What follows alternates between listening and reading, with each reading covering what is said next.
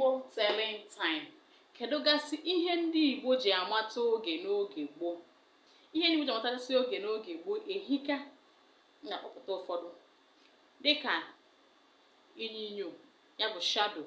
Ha na-ejikwazi anyanwụ amata oge. Ha ejikwazi akwa oke ọkpa, that is the cock crow, were amatakwazi oge. Dripping of water, ya mmiri, ịtụ mmiri.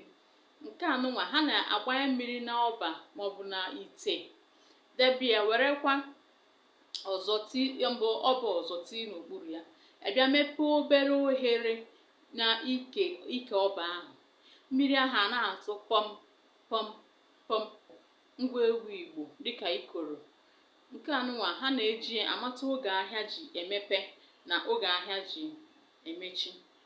Ọ bụrụ na o nwere ihe ọzọ ị maara ndị Igbo ji amata oge n'oge gboo, biko depụtara anyị ya n'akara nzita ozi. Ka emesịa.